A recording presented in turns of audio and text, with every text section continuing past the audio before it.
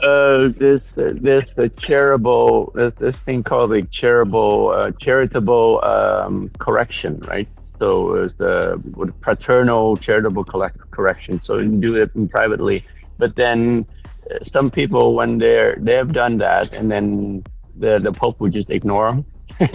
Huh, okay. So they would, oh, just, and then he will go public, and that's okay. So like, one, I think there are four or five of the cardinals in the United States who put together what they call a dubia against Pope Francis when challenges some of the encyclicals that he put out, Right. uh, and so one of them was Cardinal Burke. I forgot his first name, but from I think he was from Chicago.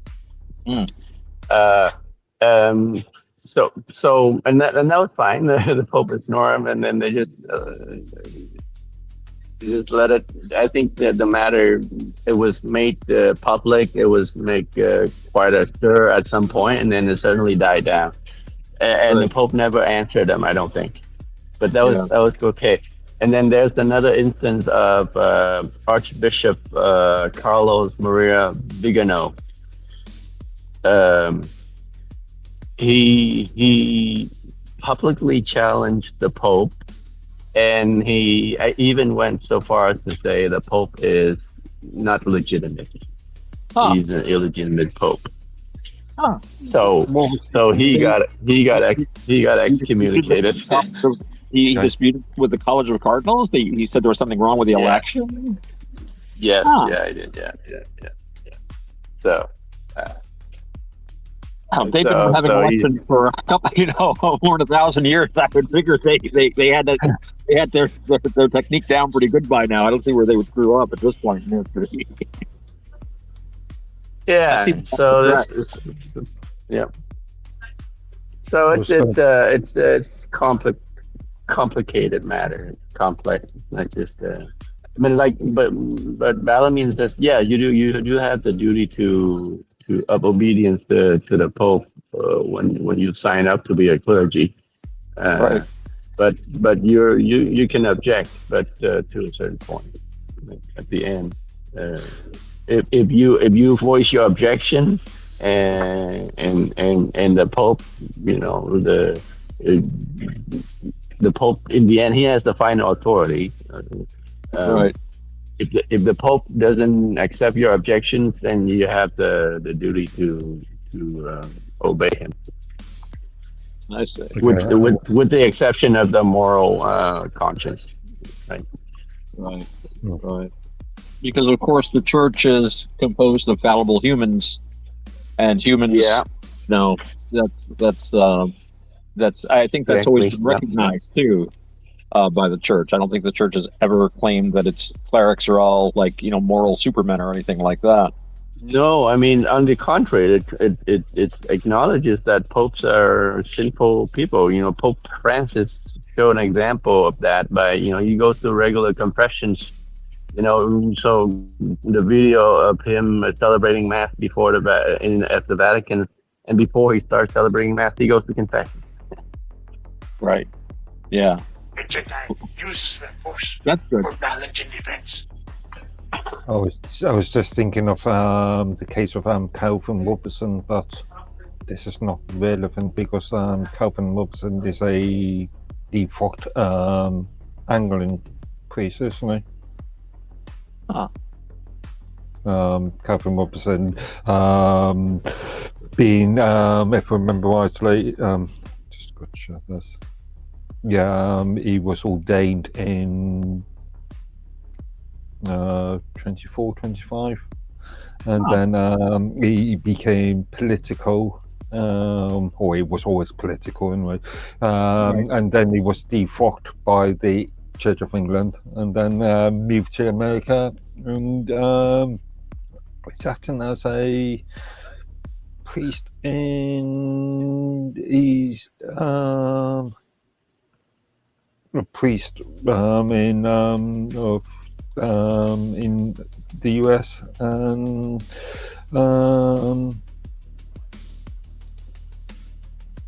still relatively political.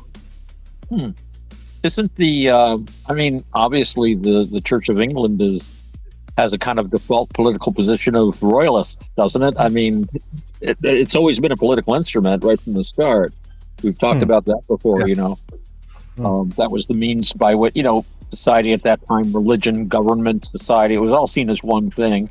And I read a lot of Elizabethan stuff, and she always used her position as head of the church to dictate what sermons would be. We're going to have a war with Spain soon, so every sermon for a month would be like how evil the Spanish are, and how we're going to, so it was always. So it would probably be they would object to him being any kind of politics aside from, I mean, you can't get more establishment than a church that's headed by the head of state. I mean, that's pretty much integrated into the national establishment, or at least in theory. But technically, isn't the Pope the head of state? He's the head of state of the Pope is only the head of state of the Vatican.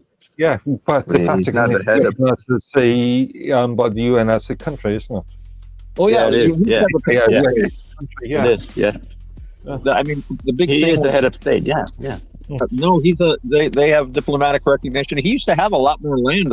They had the Papal States in central Italy, and as a matter of fact, it was Benito Mussolini that finally made a concordat with the Pope. The Pope was like turned his back on Italy because when they unified Italy, they took all the Papal States, and he was like, "Well, screw you," and he just basically gave them the whole country the cold shoulder.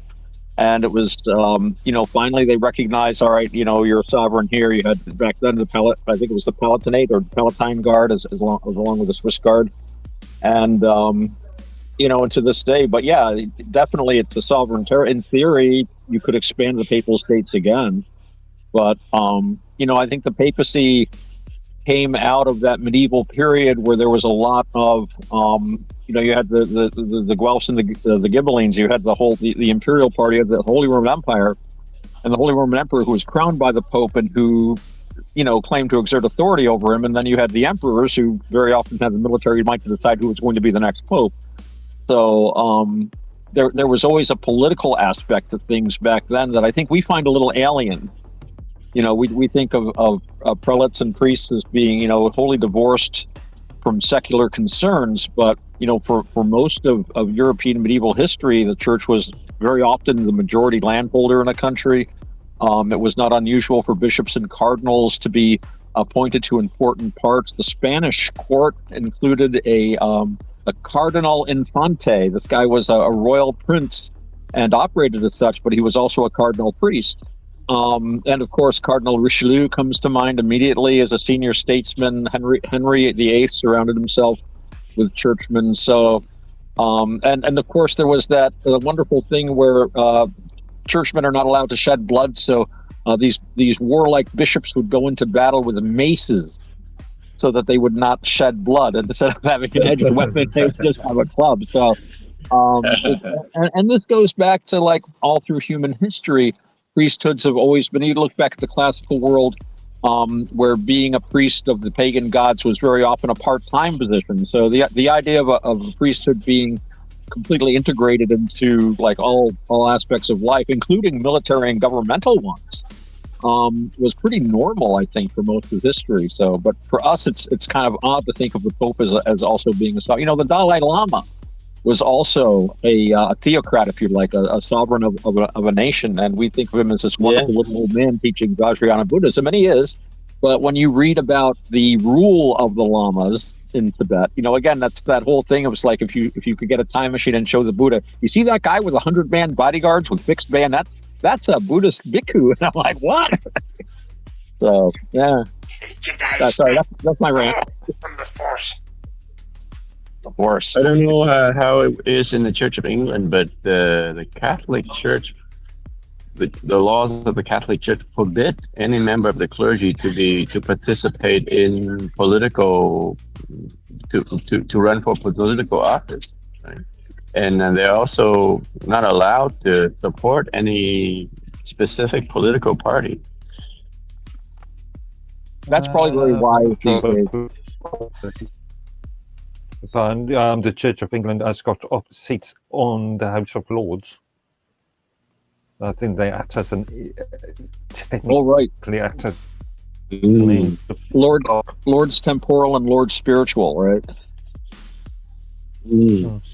You know, Lord there's a Chancellor? really interesting sort of movement, or I don't know what you call it, sort of group of people who talk about, coming out of Canada, actually, I think, Tan, who talk about the priesthood not being something done by leaders.